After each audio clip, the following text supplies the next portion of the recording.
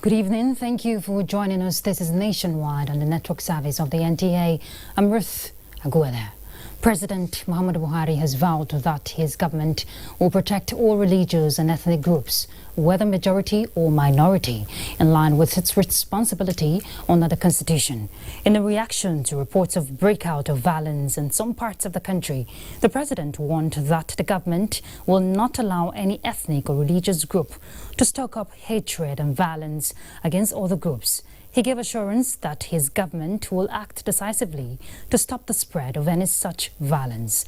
President Buhari appealed to religious and traditional leaders, governors and other elected leaders across the country to join hands with the federal government to ensure that communities in their domain are not splintered along ethnic and other primordial lines.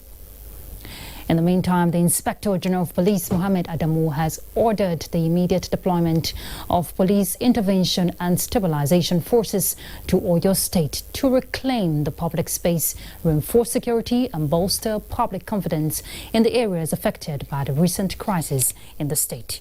The deployments, consisting largely of intelligence and operational assets of the force, include 4 units of the police mobile force, seasoned operatives from the Force Intelligence Bureau and 1 operational surveillance police helicopter from the Police Air Wing Department. The intervention force is charged with the responsibility of reinforcing and stabilizing security in the state, preventing further breakdown of law and order, protecting lives and property, and ultimately enhancing public safety and general security in the state. The intervention force is being coordinated by Deputy Inspector General of Police David Falawiyo, who is expected to mobilize all relevant stakeholders towards achieving the mandate of the squad. The IGP assures that the force is committed to the safety of lives and property of the citizens in the country. He calls on the citizens and residents of Oyo State and other Nigerians to embrace peace and cooperate with the police and the security community in ensuring that sustainable peace and security are restored to the affected areas. Meanwhile, Oyo State Governor Seyi Makinde and his Ondo State counterpart Rotimi Akeredolu have visited the troubled Shasha community in Ibadan, where they appealed for calm and peaceful coexistence between the Hausa community and their Yoruba host. Ayomiku Ajibola has details.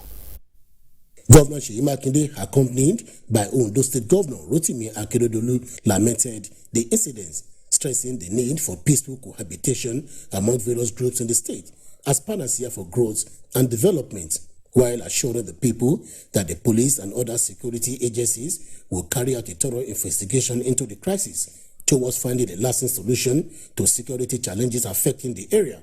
Both governors appealed to residents of the area to desist from taking laws into their hands and let peace reign in the community. For our law enforcement agents, they have to step up their game. We ask that they dominate that area. We don't want to lose even half a soul right now. So we'll continue to monitor the situation and we'll continue to play our part. We are all brothers. There could be one problem or the other, but this time will soon pass, and that our people should remain calm. Shoot your sword. There's no need for us to fight. There's no need for any counter-attack. There's no need for any reprisal. We are brothers. Oyo State government recently imposed curfew on Shasha community due to the ethnic clash that ensued in the area last Friday. In Ibadan, Ayomiku Ajibola, NTA News. The Director General of the All Progressives Congress Governors Forum, Salihu Mohammed Lukman, has described as unfortunate the violent ethnic clashes in Shasha community in Ibadan, the Oyo State capital. Reacting to the development in a statement, the DG decried the bad conduct of some individuals who instigated the crisis and expressed worry over the reactions by Nigerians on the social media that the unfortunate incident has been driven severally by ethnic profiling. The APC Governors Forum DG noted that it is important that political parties are able to consider new approaches that should challenge political leaders to become leaders and champions of peaceful coexistence. The best way Nigerians can be maximally and confidently competitive in every sphere in the contemporary knowledge-driven world is when events in the country are inspiring citizens beyond the clamor for ethnic hatred, the statement adds. The Emir of Lafia, Justice Mohammed Sidi Baye the first, has described the Nigerian Television Authority as a critical partner towards national integration and the country's quest for socio-economic development. Now, the monarch was speaking when the management of the NTA Lafia, led by the General Manager Sani Ibn Salihu, paid homage to his palace in Lafia. Isa Mohammed reports. Homage is among the series being embarked upon by the management in order to build synergy for the purpose of serving the state efficiently. Justice Sidi Baye expressed appreciation for the visit. He encouraged the organization to continue to promote those ideals that bind the country than those that would divide it.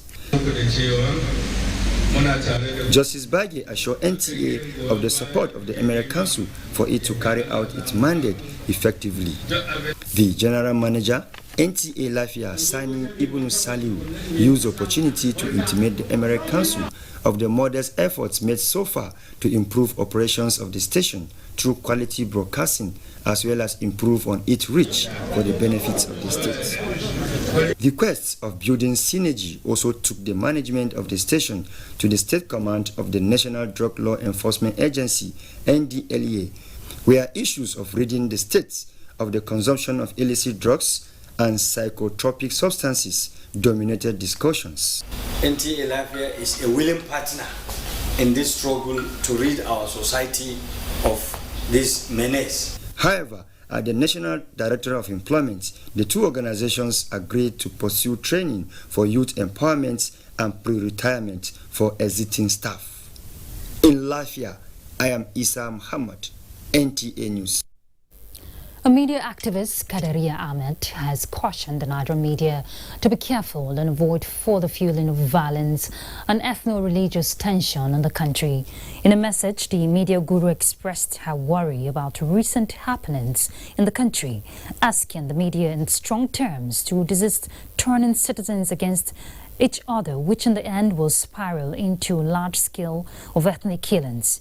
Kadaria reminded media organizations and journalists to uphold the book on ethical reporting so as not to betray the moral consideration that assigns the noble profession that also mandated fourth estate of the realm to be the last hope of the common man. She said, despite numerous examples that exist which have proved, including not too long ago in Rwanda, that the conduct of the media can help in promoting, starting and perpetuating violence and ethnic strife, Nigerian media is beginning to turn a deaf ear to pleas to not become a tool that enables hate. In Chari News, Nigeria's Ngozi Okonjo-Iweala is appointed new Director General of the World Trade Organization. Dr. Okonjo-Iweala makes history as the first woman and the first African to lead the WTO. Her term starts on the 1st of March 2021. Until this new responsibility, Dr. Ngozi Okonjo-Iweala is WHO and AU COVID-19 envoy, a two-time Nigeria's Minister of Finance and also former MD Operations, World Bank. We're heading straight away to Lagos to join Michael. Let's find out what's happening there. Michael? Thank you, Ruth. Renovation work has commenced at Lekki Toll Gate, where protesters laid siege for another round of protest on Saturday. This is sequel to a majority ruling of the Lagos State Judicial Panel on restitution for victims of SARS and other related abuses and other matters, which returned the facility to LCC. Adeni Taiwo is standing by at the toll to give us a situation report. Hello, Adeni. Thank you, Michael. To the delight of residents and commuters here in Lekki, the area is peaceful and calm. You see behind me free-flowing traffic, indicating that those plying this corridor are at peace and are sure that there is no protest and there is no skirmishes. Even though there are no protesters around, we can see that security agencies are still maintaining the security perimeter put in place on Saturday.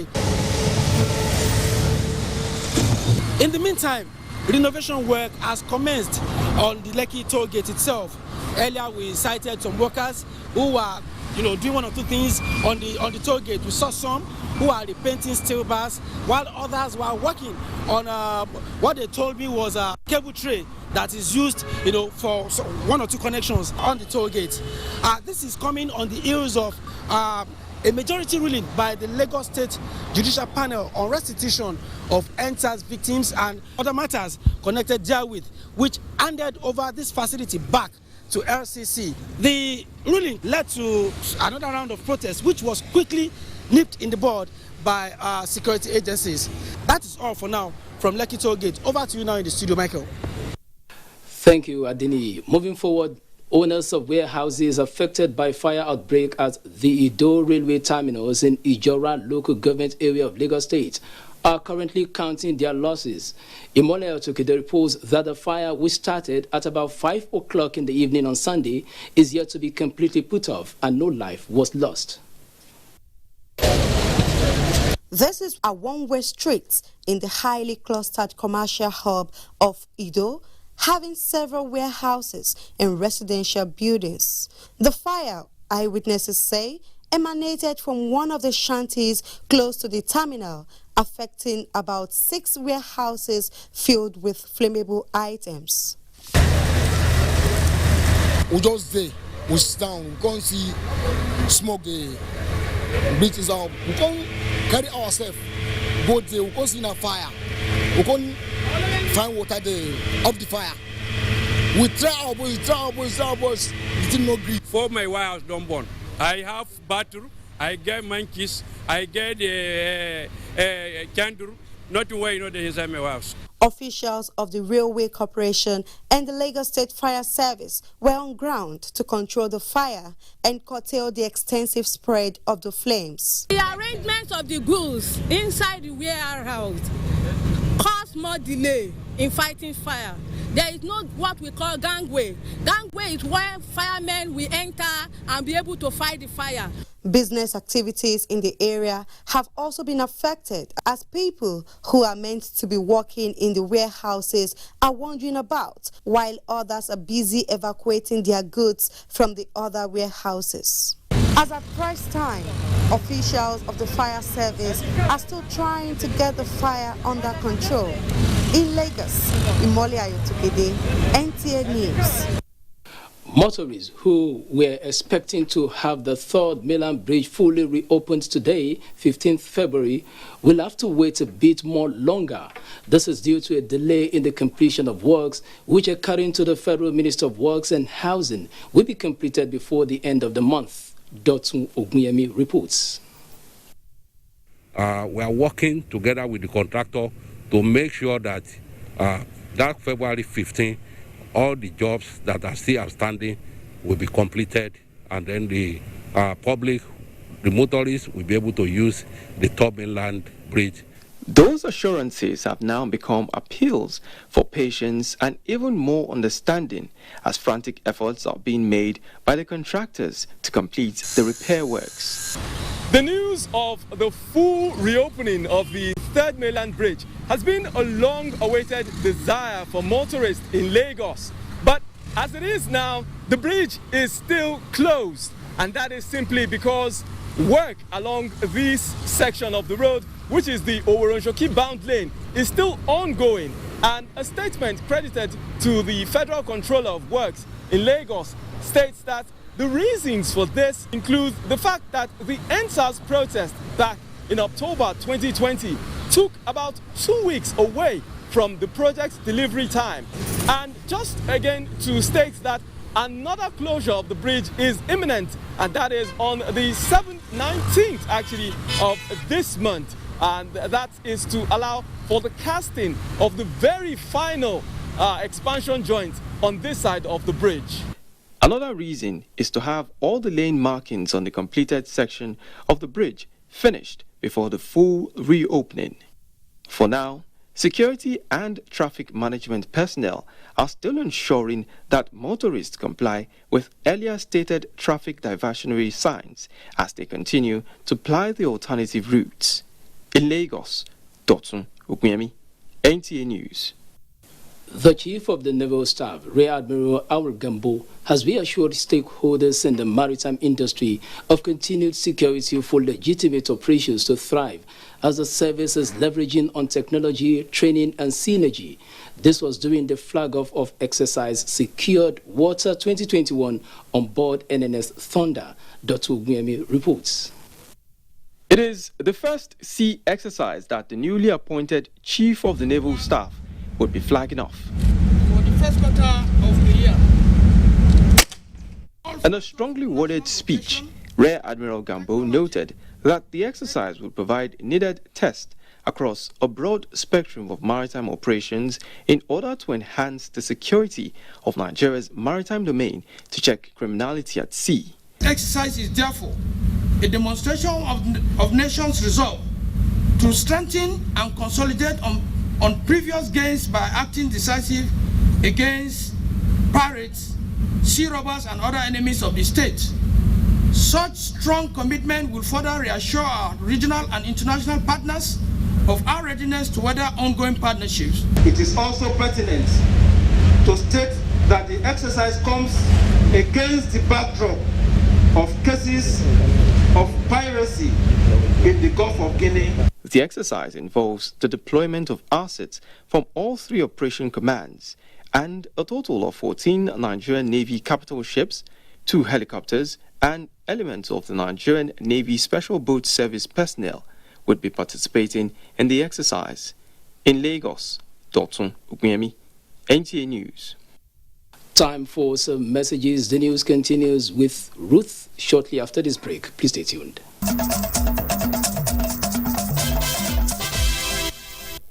Welcome back.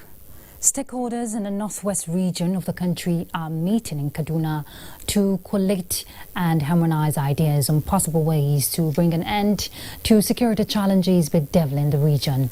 The town hall meeting, the instance of the Office of the National Security Advisor, aims at interfacing with security chiefs, traditional rulers and governors of the zone on ways of dealing with the challenges. Chief of the Defense Staff, Major General Lucky Irabo, assures of the resolve of all service chiefs to end threats to national security. Prominent Kaduna-based Islamic scholar Sheikh Ahmed Mahmoud Gumi calls on religious leaders to intensify preaching against banditry and kidnapping, especially in rural areas. All right, we'll bring you the full details of that report in our subsequent bulletin. Let's look at other issues. Nigeria's creative and entertainment industry is set for a rebirth as the federal government signs a memorandum of understanding with the Bankers Committee for the Restoration of the National Arts Theatre, Igamu, Lagos. The agreement for the private sector funded 21 billion naira project is facilitated by the Central Bank of Nigeria. Adeni Taiwo has more to tell us.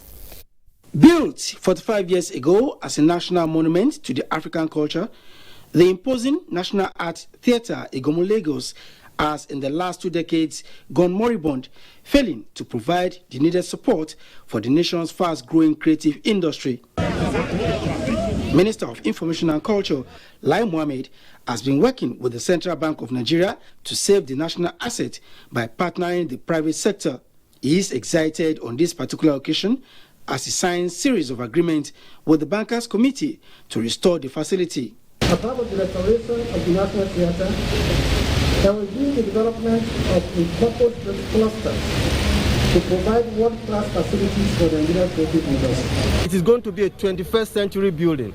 It is going to be a building that will breathe in IT, in everything. such that when we are holding international conferences, IMF World Bank meetings, it will be beamed in different parts of the world without any interference. That is what we are trying to develop here. We are also working to support the creation of the Lagos Creative and Entertainment City, which will provide employment to millions and millions of youth. With a projected capacity to generate about 35,000 jobs during and after construction, the project will help in addressing some of the concerns of Nigerian youths. For me, it's not only the National Theatre that I see. I see a transportation solution that has been solved. But more importantly, I see urban regeneration. The President has fully supported this project. Contracts for the project were also awarded during the ceremony. With a timeline of 15 months to complete the project, work is expected to start very soon, and Nigerians can look forward to a new national theatre. In Lagos, Adini Taiwo, NTA News. A look at bilateral ties. Nigeria needs strategic plans and consistency in execution to reverse lopsided trade and economic relations with China. Guests on NTA's Good Morning Nigeria urged all relevant agencies to leverage on 50 years of Sino-Nigeria relations to identify export value chains that will rejig the balance of trade between the two countries. We don't have that report ready for you, but we'll give you in our subsequent bulletin. Let's go to the Judiciary. Hearing was stalled on Monday. We hear over the scheduled arraignment of the former governor of Imo State, Ikedi Ohakim, by the police. Now, this followed non-series of hearing notice to the defendant. Olabode Arewa reports. The former governor of Imo State, Ikedi Ohakim, and Chinedu Okparike were slated to appear in court this Monday for arraignment, but both were absent in court. The charge sheet indicates that Ohakim was accused of allegedly threatening to expose nude pictures of one Mrs. Chinyere Amuchenwa if she did not back down from accusing them of kidnapping and threat to life in contravention of sections 24 and 27 of the Cybercrime Act of 2015. Counsel to the police, Stanley Nwodo, told the court that the defendants were duly served with hearing notice on the matter. However, counsel to the second defendant, Emeka Etiaba, SAN, told the court that his client was not served with the hearing notice, prompting the court to adjourn the case to March 3, 2021, to enable the defendants to be served by the police. My own client, the first defendant, was not in court because he was not served with the hearing notice. The court also confirmed that there's no hearing notice in the court's file. Whether or not there's hearing notice, it is immaterial. For him to have assigned a learned sick to represent him shows that he's aware the matter is coming up today. The defendants are to be arraigned on the 5-count charge of blackmail and cybercrime. Olabode Arewa, NTA News. All right, we'll take a stop at Sokoto State, where we want to get details on Zamfara State government. We hear has commenced contributory healthcare system, and Sadia will definitely guide us. Thank you, Ruth. Zamfara State government has commenced provision of medical and healthcare services to 420,000 people under the state contributory healthcare management scheme. Now, the pilot program flagged off by the state head of service, Kabiru Balarabi, is designed to cover civil servants and their families as part of efforts to achieving the universal health coverage for all residents in the state.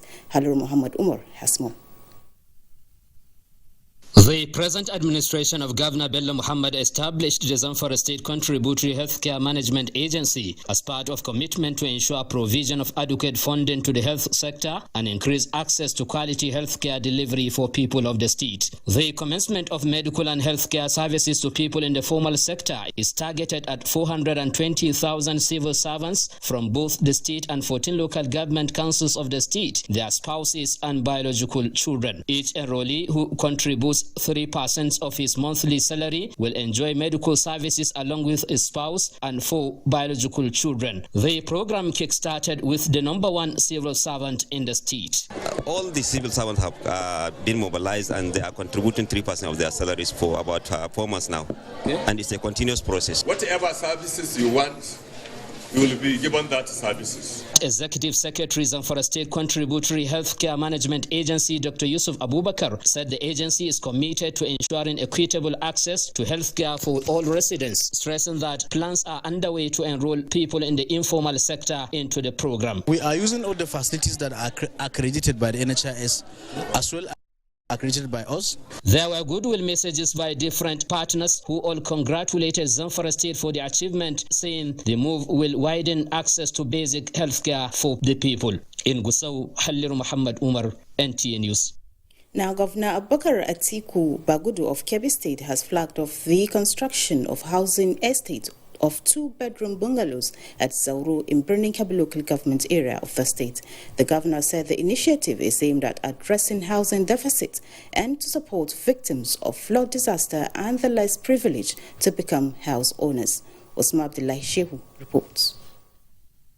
The governor, represented by the Chief of Staff, Government House, Birnin Kebbi, Alhaji Suleiman Muhammad Argungu, announced that when completed, priority will be given to flood victims rendered homeless, the less privileged and other low-income earners indigent at affordable rate. The governor also expressed determination to partner other agencies with aim to fast-track socio-economic development of the state. It is our hope that before the end of the year, the serious commitment for the provision of more affordable housing will be made, in addition to provision for 22,000 plots of land will be distributed to eligible members of the public.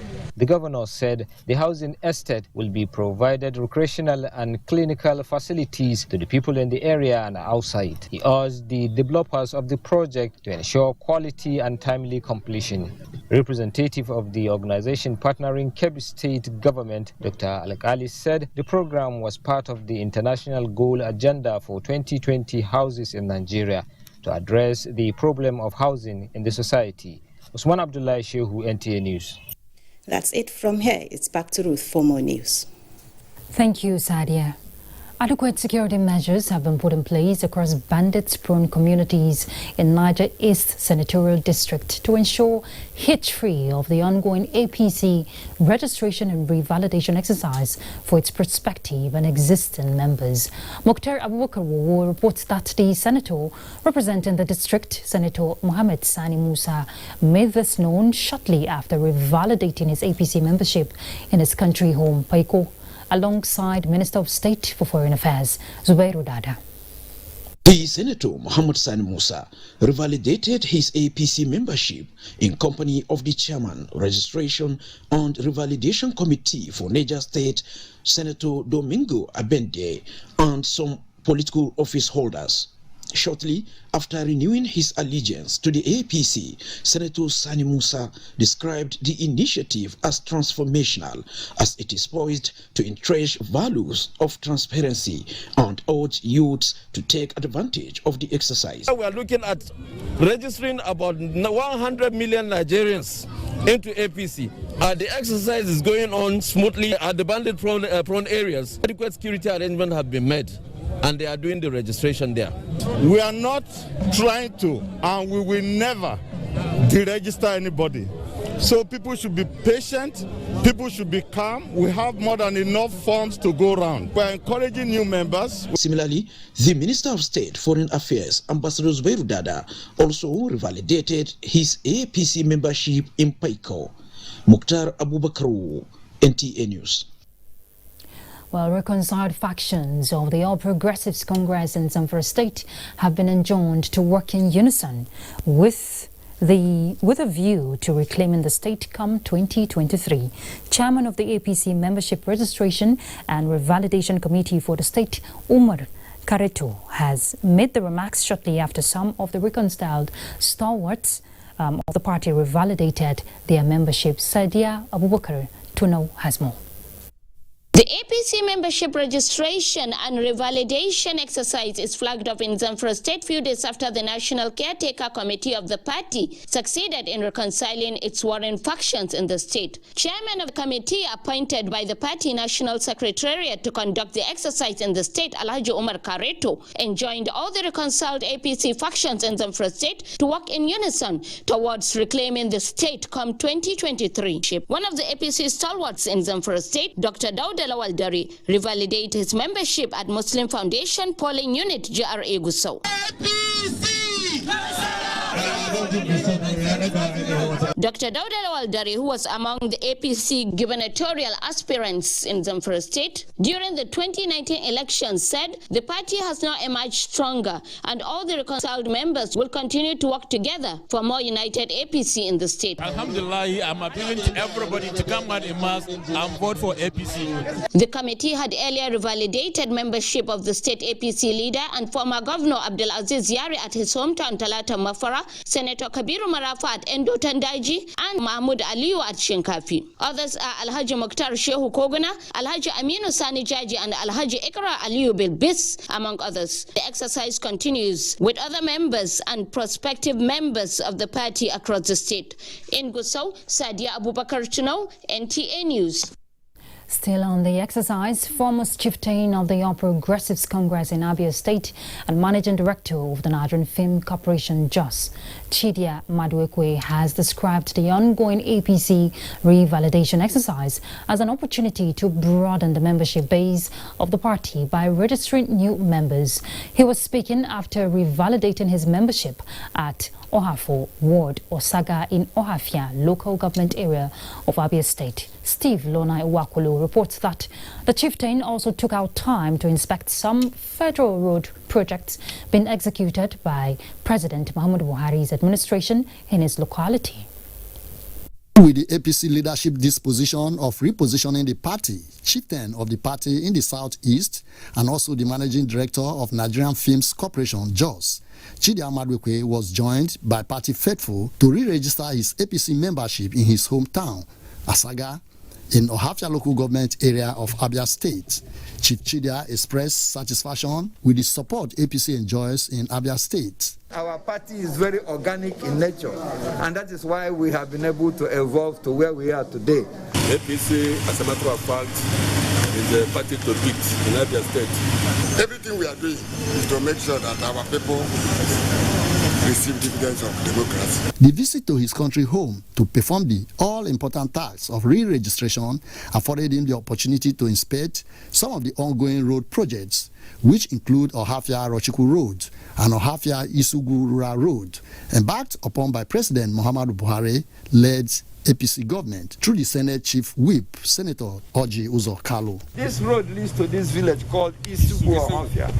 And this is one out of 20 roads that Senator Oji Uzo Kalu has attracted in the entire Abia North. Chief Chidia said it is his expectation that the people of Abia North and indeed the entire Abians reciprocate the goodwill of President Buhari by identifying with the APC government to enable a change in the narrative of infrastructure deficit which has plagued the area for so many years. From Ohafia local government area of Abia State, Steve Lonai Waokolo, NTA News. Right, Gabriela is already standing by in Port Harcourt to fill us in on some reports. And welcome to Port Harcourt. Rivers State Governor Nyesom Wike has challenged players of Rivers United Football Club to always make the state proud by winning trophies for the state. The governor spoke when he presented vehicles to Rivers United and Rivers Angel Football Clubs at Government House, Port Harcourt. Ogedi Nyekwere completes the reports.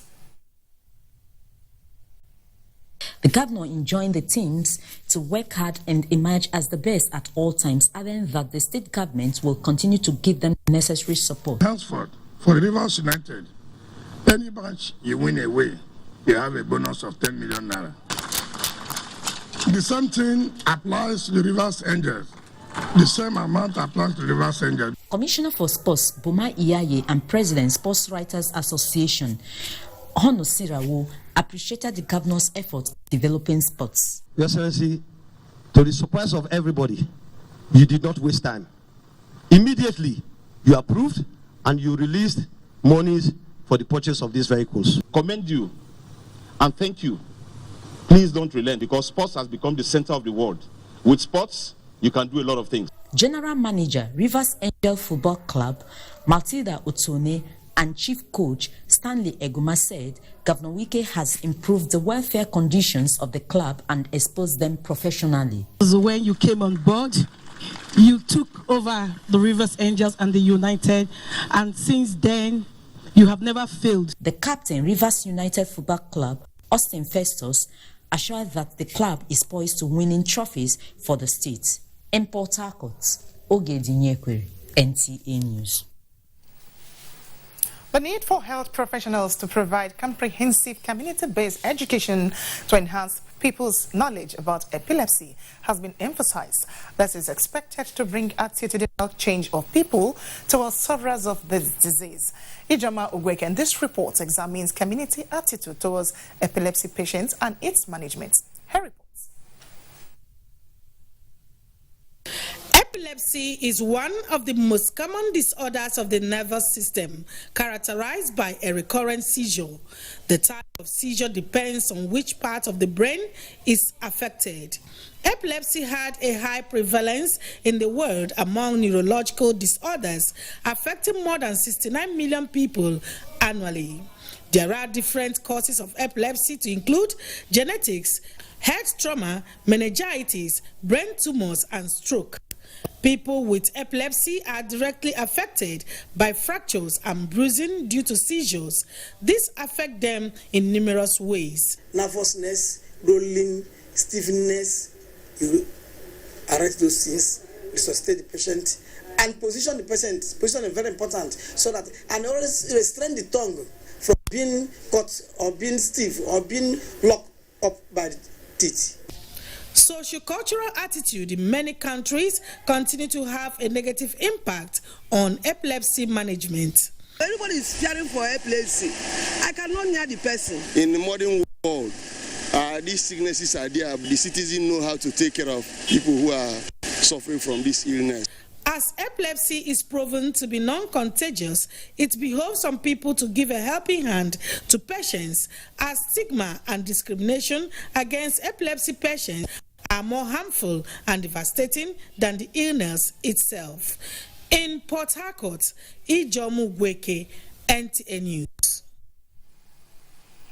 That's all from Port Harcourt. Over to you, Ruth. Thank you very much, Gabriela. Nigeria needs strategic plans and consistency to execution to reverse lopsided trade and economic relations with China. Guest on NTA's Good Morning Nigeria urged all relevant agencies to leverage on 50 years of Sino-Nigeria relations to identify export value chains that will rejig the balance of trade between the two countries. Lydia Sampson will tell us more. China has a memorandum of understanding for mutual and strategic cooperation. 50 years on, experts believe both nations are on course diplomatically, but Nigeria is yet to fully tap China's expertise for economic development. They call for a focus and sustained development plan that will grow internal capacities for exports in critical sectors. We can start by diagnosing different clusters or sectoral advantages. First of all, the bigger areas, oil and gas. China has virtually an insatiable appetite for Nigeria's light crude oil. Just cap and capture that gas and then develop a program of exporting gas to China. There is a lot that China requires for its development. Iron, manganese, bauxite, aluminium, a lot of things. And Nigeria has the raw materials here. While noting that China will always pursue its interests, the guests enjoined policymakers to read between the lines of long and short-term MOUs. There are over 280 Chinese registered companies fully owned. In fact, 281. Now, if they are, I ask myself again, how many Nigerian companies are registered in China? And I think this is a starting point. Seize the moment of reforms and opening up, attracted foreign investment, which actually fueled what we see today as China's exceptional economic growth. The girls are optimistic that with a renewed vigor and more strategic engagement, Nigeria can still correct the trade imbalance with China by taking bold and decisive steps to bridge identified gaps. In Abuja, Lydia Samson, NTA News. Motor parks, like any other transportation arrival and departure points, do generate revenue for the government. However, ineffective coordination and management of these centers makes it impossible for revenue to be generated. Wisdom Jacob, who visited some government motor parks in Uyo metropolis, reports that managers of these parks are saying that illegal park operators and increased level of touting has made passengers not to patronize government motor parks as it used to be. State government on several occasions have directed operators of commercial vehicles to relocate to government-owned motor parks across Uyo as one of the measures to check criminal activities in the state. The relocation orders were sequel to government's observation that abandoned motor parks were criminal hideouts for them to advance their nefarious activities. Despite these directives, illegal motor parks have continued to abound everywhere, and the level of touting by commercial drivers are on the increase on daily basis. A visit to some of these government-owned motor parks within the metropolis reveals that people are not patronizing the facilities. When we load here, we can enjoy. Even this too much of sun cannot touch us here. But now, with the sun, with us everything. Even money, we cannot get now. Other drivers are going outside, loading and offloading outside it from IBB, Car Junction, Blaza, and Nongo Park here. Since in the morning, in these peaks that I'm controlling, even in the whole park, I don't think that they have load motor even up to 1 or 2. All these illegal loading points really affects the motor parks.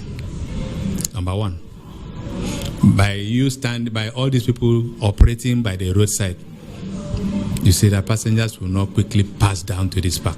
They are passionately appealing to government to enforce relevant laws that will enable drivers and commuters to use government-owned motor parks. In Uyo, Wisdom Jacob, NTA News. That fund tours tertiary institutions in Borno and Yobe states on effect of insurgency. Abubakar is set to bring us those details from Maiduguri. You're absolutely right, Ruth. Good afternoon to you. Tertiary Education Trust Fund, TED Fund, is set to prioritize education in higher institutions in Borno and Yobe states to cover the gap created by Boko Haram insurgency. Chairman, Board of Trustees, TED Fund, Kashim Ibrahim Imam, who led other members on a walking visit to the two states, also revealed plans to establish 2 federal institutions in Borno State. Pauline Kujivana completes the story. Despite the insurgency that slowed down projects in the 6 high institutions, each in Borno and Yobe states, most were completed with few others ongoing. With the increased intervention fund for Yobe to 8 billion naira and Borno 17 billion naira was aimed to build more female hostels in Yobe and establish 2 institutions, Federal Polytechnic to be sited in Mongono, while Federal College of Education in Goza local government areas of Borno State. To address the issue of these global rankings, to organize a special summit and it's just dedicated to enhancing competitiveness of Nigerian universities for global ranking. The leaderships of all the institutions visited in the 2 states commended TED Fund for being the life wire of the schools and requested for improved interventions. On a courtesy call on both governors of Borno and Yobe states, the chairman extolled their exceptional leadership styles in the face of the insurgency and made a personal donation of 10 million naira to Yobe and 20 to Borno in support of the ongoing APC revalidation exercise. Express my sincere appreciation to President Buhari for giving us the opportunity to have a federal polytechnic in Mongolia. We have the tertiary institutions that you have reached out to and ongoing projects, but still, like on the trees, we have to be asking for more. Similar visit was done on the Shehu of Borno, Abubakar ibn Umar Garbe El Kanami, where he showered them royal blessings for a sustained task. In Maiduguri, Pauline Kujavana, NTA News. Away from issues concerning education, the sustained total blackout being experienced in Maiduguri, the Borno state capital, and its environs for almost 3 weeks now, has continued to pose more hardship on the living standard of the citizenry. Yagum Subukar has an update. Maiduguri, the Borno state capital, and its environs on January 25th came into total blackout due to destruction made on electricity tower along Jakana axis of Kandiga local government by suspected members of Boko Haram terrorists. The use of generator as an alternative means of power supply is now a necessity almost everywhere, even though this is done with lot of complaint, as the blackout has given rise in prices of items. Generators and operate their business is very difficult. It's not good. We don't feel good at all. All of our operations, all of our activities, honestly, happens to be kind of not that smooth. The light is not stable. We don't have water, no light for us to go and read. We just struggle to read on the street, all the street solar light in the night, and it's even affecting students. It is affecting me in a lot of ways, especially pertaining my phone charging, pertaining the internet, and even the mode of living is a little bit expensive. Investigation by NTA News reveals that the transmission company of Nigeria, TCN, in collaboration with Borno State government, are making effort in providing temporary measures. Since the governor's visit to the site, team of engineers from TCN and representatives of Borno State government are working day in, day out in Jakana to see that electricity is restored within the next 1 week. In Maiduguri, Yagum Subukar, NTA News. You're on to Nationwide on the Nigerian Television Authority. Time to take a break now. Ruth in Abuja will be back with more stories.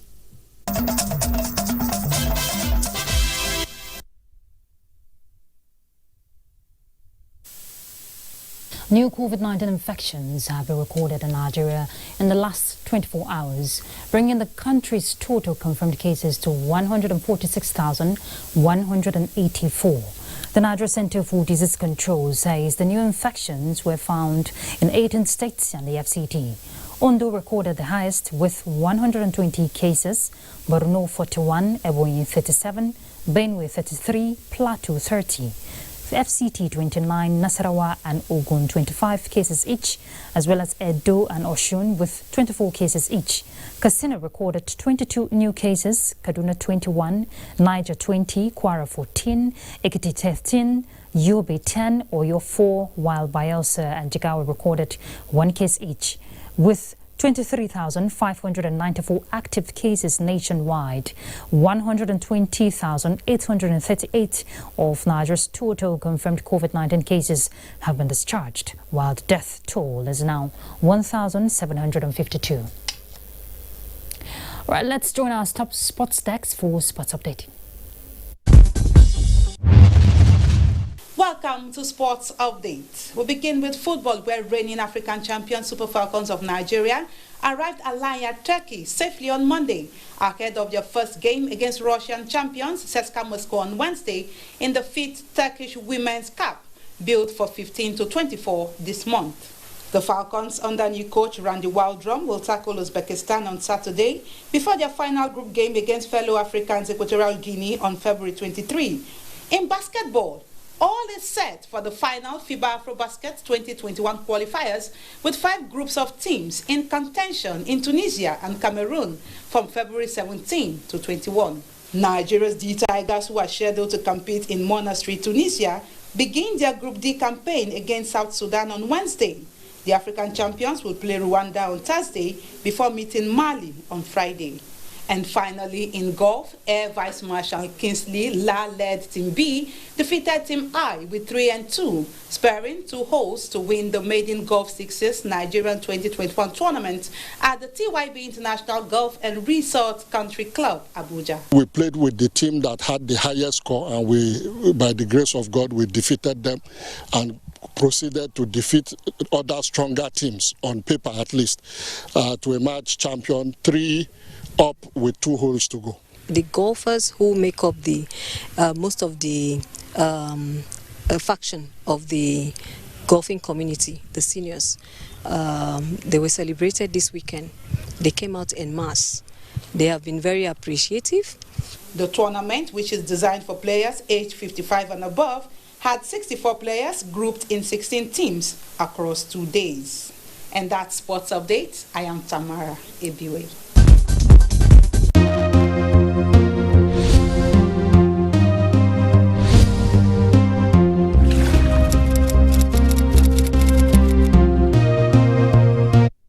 Right, that's Nationwide. Thank you for your company. But let's not be wary in the fight against rape and rapists. I'm Ruth Aguele. Enjoy your evening.